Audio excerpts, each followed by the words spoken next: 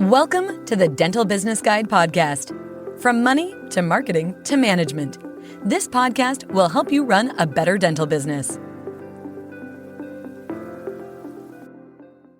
Welcome back to the Dental Business Guide. I'm George, and today I'm with both Nikita and Aaron.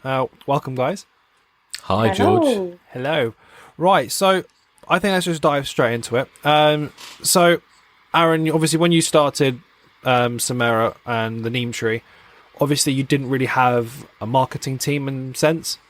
No, not at all. I remember I was the marketing team, including and as well as the loo cleaner, as well as the helping out everything behind the scenes. Really, when you start never the really business, delegated anything or anything like that. No, at that point, no, because you were learning as you started. So I remember when we started off the marketing, we were putting flyers together, we were getting posters together. In the days when we started this up, I created the website myself, using something called Microsoft Front Page, which was the tool in those days. This is talking about early 2000s, 2002, 2003. So were you even born, George? I'm not actually sure. But I was by that point. Yeah, okay. So I remember creating that.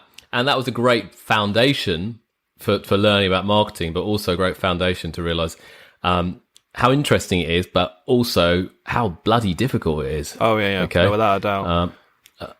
Definitely, it's and marketing can really ultimately make your business or destroy it, and you can, exactly. And you can burn so much cash, and at the end of the day, you've got no customers. So got to be careful. I mean, fast forward to 2021, Samera has 5, 6 members of the marketing team or the digital team. Yeah, absolutely. I like to say we're thriving in it. I think we're definitely, trying to tackle the market as well as we can online. And that's kind of, Nikita, where you've come in, because obviously we focus mainly on adverts and like Facebook ads, Google ads and that lot. And obviously we didn't really push anything on Instagram, or we didn't really push anything on any social media organically in a way. Mm-hmm. So that's really kind of where you came in. And so really it's just like, what I'm just trying to ask is, if I was a dental practice owner, why should I invest in a marketing team? Why should I even bother about social media? Yeah, I think these days in 2021, you definitely need social media. Whatever business you have, whether it's dental or GP, anything, you need to have social media, the Instagram, Facebook, because it's taken over the world at the moment. Social media has taken over everything, and everybody's got it. Doesn't matter what age you are, everybody is on it. So they will see your business on any social media platform. It's so important because you can reach so many more people, and you can reach so many more people in different countries, different age groups. There's so much more reach you can get to, and engagement. So I definitely think it helps your business. It will draw clients or patients in the door. You're reaching a different type of market, and I think it's probably the number one tool at the moment for marketing is social media. There's so many different platforms: Instagram, Facebook, LinkedIn, YouTube. You can go on and on and on. There's a different trend every single week, so you've got to keep up with it, and definitely spend at least 1 hour a day, a couple hours a day on it to make sure it can benefit your business. But it will benefit your business. Definitely. I'm very much the dinosaur in the podcast today, and it's evident to me that you guys are in your 20s, me in my late 40s, and I'm 20 years behind in not really picking it up. Obviously, we have social media accounts personally as well, but wasn't part of the culture as part of I was growing up. However, in terms of marketing, the same principles of marketing that we've been doing for the last 20 years still apply today. I think that's the really important message here. Social media is just a layer on top of that to get that message out, but the principles of marketing definitely remain the same. No, definitely. So, okay, so I'm starting a practice. I have I've got the basics. I've got your dental nurses, associates. I've got a receptionist. I've got all that lot. I haven't done anything about marketing like that. Do I need a whole full-fledged marketing team? Because obviously, as I said earlier, we have 5, 6 members of our marketing team. I think it's all right, isn't it? 5, 6 members? Yeah, about 6. 6 members. We have many people on our marketing team. Do you need that 6 people, or can you get away with just having one? Really? I think, in my opinion, that obviously our marketing team is not just only for us, but we also support other clients. Okay, so that's the first thing. So we've obviously got more people than a normal dental business would have, but the roles are exactly the same though. So you need to have a team there that will support you through your business. And now if you're running a business, running a dental clinic, you're busy doing dentistry, okay? Do you really have the time, as Nikita mentioned earlier, to spend 1 or 2 hours to getting the socials right on your website or on out there in the marketplace? You probably don't. So the key is to delegate these tasks to a number of team members, and that is the key, is to delegate these tasks to other people, whether you hire someone internally or hire people internally or use an agency externally like ourselves. That's your choice, but you need to have all these things ticked in the box so that you're ultimately getting the customers or patients through the door. Amazing. All right, so Nikita, you and I last time we spoke about analytics and reading through with a fine-tooth comb all your data that like you get from through your insights, your analytics through your Instagram, Facebook, whatnot. So how can you use that information to with marketing? A lot of it is paid for marketing. It is adverts. It's doing Google ads. It's doing Facebook ads. A lot of the time, doing things organically takes a while to start to gain traction. Obviously, it's easier, it's quicker if you just pay to have adverts done. So how would be looking through analytics and that lot on your Instagram page help you pinpoint your demographic for adverts? Yeah, so with Instagram and Facebook, most social media platforms has this feature now where you can see your insights and your data. So what that means is you can see where your posts or your videos or your adverts are reaching to, how many males and females it's reaching, which age groups it's reaching, which countries it's reaching to. So that will help, and it also tell you what time of the day your posts are getting the most engagement or the most reach or being seen by the most people. I think it will help you in terms of adverts, because then you'll know which time to post it, when to post, where to post, stories or your page is better for your advert. Also, you can pick, I think, which countries you want it to reach to as well, all that sort of stuff. So it just helps you with getting this data, really helps you know your audience, know your followers, what they're interested in and when they're going to see your posts, which is really important. Amazing. Aaron, anything else you want to carry on with that? Or yeah, no, I'd like to add to it. I think it's important, but I think on the social side, it takes time to build up that following, that list of people. Yeah. And whilst it's great, you want to also think about the advertising side of things. As Nikita said, you can post socially and post organically, but it takes time. So you can jump to the top of the queue if you want by putting adverts out there.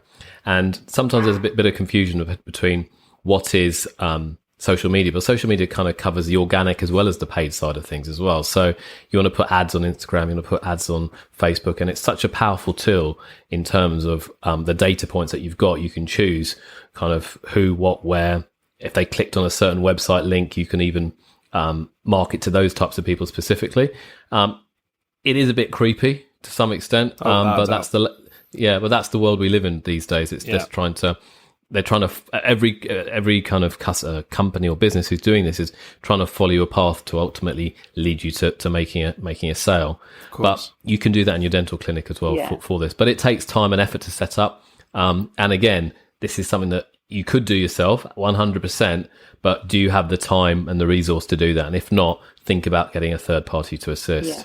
Amazing. I'll just add there as well, not to be pushy as well on socials. I think we kind of do that a lot of Samera. We don't push people into, signing up this and that. We just organically do that. Like, we want them to just see our stuff. We don't want to push it. But I also think it is important to have somebody there to do social media, because, like I said, you do need to spend a good couple of hours on it every single day to build up that following and build up that engagement. Because again, like Aaron said, it's not going to happen overnight, especially with social media. And you want it to be organic, and you want to have those real followers, as real, people engaging with you. So it will take time. So don't get scared if you've set up this Instagram page or Facebook page and you're not getting any followers in the first week. It will happen, but you just have to spend the time over a couple of months, and hopefully it will build up. No, it's a valid point there, Nikita, you raised though, because obviously there are businesses that have thousands upon thousands or hundreds of thousands of followers. Okay.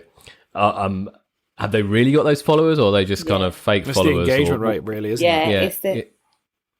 I think it's the fake followers, to be honest. I think a lot of these practices or, any businesses, they straight away will have like 40,000 followers. You should think, well, look at their engagement and see how many likes have they actually got. Does it compare to how many followers they have? If they have 40,000 followers and they have 10 likes on a picture, that doesn't quite add up. So and also younger people will see that and be like, that's not real. So then they might not trust that dental practice, or they might not trust that business and go to them. What else are you lying about, type of thing. Yeah. So I would always say be organic, and it will happen. Your followers will go up. You just have to push the right content and be genuine. I think that's the main thing. I think that's the key word you mentioned. Also, trust as well. Is that ultimately you're displaying who you are and what you do, and it's that trust is so important in business, in anything we do today, and in terms of social media as well. Yeah. No, definitely. So this is another one for you, Aaron. Is so if I don't have the resources to be able to have someone to do my social media for me, full time, and I want to start making ads, I want to start getting more patients through in that lot. Which platform should I use for adverts? Should I focus purely on Facebook, or should I focus purely on Google, or are there any others that I'm completely missing? Okay, great question, George. Now we've talked social, but I'm a huge fan of ultimately Google. Okay, Google's what I built my businesses on over the last almost 20 years. Okay, Facebook wasn't even around then, and my view in personally is dominate Google if you can. Okay, now how do you dominate Google? Well, there's two primary ways.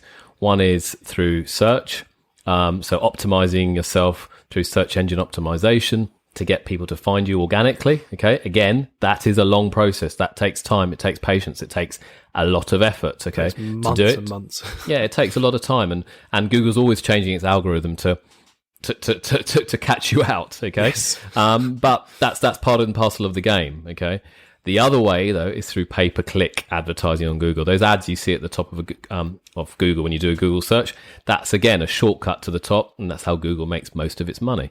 But it's a powerful way if it's set up right to get customers through the door. Now, contrast that to Facebook ads or Facebook social. No doubt, again, very powerful. But that's social. Facebook's very much around people who are in their social element. They're hanging out on Facebook or hanging out on Instagram. Google is very much search. People are searching for something. I need a dentist today. I'm in pain today. And who comes to the top? If it's you, they'll come to you, or near the top, they'll come to you. So you've got to play the market right and play with these things, but they're both very powerful tools to use, and I would strongly advocate it. And if you don't have the resource, or in answer to your original question, George, if you had one thing to focus on, I would just focus initially, get Google right. Just Google, yeah. So would you then, to narrow that question down then, would you then focus on just adverts or boosting your SEO if you had to choose one? Great question. If your time is limited, okay, but you're okay financially, I would go with Google Ads, okay, because that gets you to the top of the list straight away, as long as you set it up right and optimized it correctly. Over the long term, though, you still want to have an SEO strategy, because eventually you want to dominate organically. So you don't eventually need the adverts at all, because you just come up for the search term that people type in near the top. Now, that is a long-term process. That takes time, effort, money to do it, okay? And if I look at our business, the Neem Tree, for instance, we started off with Google Ads. Now, we still do Google Ads, but our budget has reduced because our SEO positions have just got stronger and stronger over the years. Right, okay. So, wow. That's how I would do it. Yeah, so, okay. Sorry. Oh, no, I was just going to say, I think, talking of Google, I think Google reviews is another massive thing at the moment that I'm seeing. Every dental practice is posting their Google reviews a lot at the moment, but I definitely think if you can get your patients to send you Google reviews, that's it true, really, actually, really does help. And post those on your social media, because people are looking at reviews a lot at the moment. Yeah, 100% right. Yeah, to backpack off that is, everyone's they always say don't judge a book by its cover, but everyone does. So if I'm on Just Eat, for example, looking for a nice takeaway for at night, if I see a restaurant which it looks pretty good, but the reviews are a bit iffy, I won't go with it just because I'm judging a book by its cover. And that's the thing. Did you see that case came out earlier this week though? There was an unhappy client of a solicitor's firm, okay? Oh, yeah. and he wrote a Trustpilot review about this solicitor on their website saying they weren't very good. Okay. The solicitors ultimately sued him, okay, saying it's had a knock-on on their business, okay, and the solicitors won, and he has to pay them £25,000. So, No. yeah, For leaving a review. Oh, yeah, my leaving a God. review. So, because the impact it had, and the way he did it, and the language he did, and everything he did, and so that's very interesting that now the courts are showing they favoured this time the law firm, and so people who are posting negative reviews have to be careful as well. Increasingly in this litigious environment that we live in, really. So, Oh, wow. Wow, that's interesting. Because I've seen lots of images and that lot of screenshots of restaurant owners and that lot when the customer leaves a 1-star review, because they can't leave anything lower than that, saying the service was horrible, this, that, and the owners actually replied to the comment, to the review, and has just completely called them out on everything. yeah. You know, it's quite funny to see, actually. Well, that's But- the key. The key, if you do get a bad review, you should definitely respond to it. It's no point getting into a debate or an argument online. But always accept it. respond to it. If you are genuinely in the wrong, accept it. Put your hands in the air and go, yeah, we messed up. We do apologise. I hope we can rectify it. But at the same time, if you're not in the wrong, you just need to say, well, you can make it clear. Then obviously, it takes two to tango. Of course. Yeah. Our opinion is very different, but we wish you well. That type of message as well. I'm afraid we couldn't meet eye to eye, etc., etc. Yeah, you're right. No, I think that's definitely right. The Google reviews are just as important, because we do live in a world where we judge a book by its cover. Yeah. Like it's the 21st century. It's 2021, which is ridiculous. I didn't think we ever get to this year. And we do everything on our phones. It's crazy. You walk up through the town and everything like that, and you see people just on their phones. And it's everyone's in a state of on their phones reading news Hypnotised. articles. Yeah, more or less. It is quite scary, actually. Because before lockdown, I was up on the train going up through London, and people are on their phones on the train. If this was 15 years ago, there'd be newspapers out, there'd be people reading books, they'd be doing all this. They people didn't looking exist, out the did it? That's the window. bottom line. It didn't Exactly. exist. But nowadays, everyone's Now just it's on their taken over. phones. They're watching their new TV series on Netflix and all that lot. And it is scary. It really is. So, Where does it all end, George? where end? does it end? Where does it end? I don't think it will. I think it will carry on like this, and social media and all this technology is just going to carry on taking over. But you just got to use it to your advantage, especially with businesses. Use it to your advantage in a good way. I'd say as well, obviously people search on Google for everything nowadays, but they also younger people are searching on Instagram or Facebook. So if your business doesn't have an Instagram page or a Facebook page, people are going to be a bit more like iffy about that, and they'll think, oh, they haven't got a social media page, are they real? So it's like people's trust they're trusting more in social media these days. I think it's quite interesting. You're so right, Nikita, because people, I was talking to my son the other day, and he's just launched a little website type of thing, and he's not interested in getting it kind of advertised on Facebook or Google. He said it's Instagram and TikTok. That's what he's doing. Okay, it's all on TikTok. Wow. He's going to get all his customers through TikTok and Instagram. It's like, oh right, and I'm completely looking blankly at him. Okay, what the hell is that? Okay, well I've kind of heard of it. What is a TikTok? All I know is that some dancey thing that happens. But you're right, it's evolving. Okay, but as I said right at the outset, I think ultimately it's about getting your message out, and it's about crafting good. Marketing's ultimately about crafting good stories, and interesting stories which engage with your customer. You can't be everything to everyone. You certainly can't. And you just want to engage the right kind of customer that works for you, and it works for them, and ultimately get a happy result for everybody, really. Okay. Spot on. Yeah, no, definitely. Spot on. Well, I think we should leave it as that.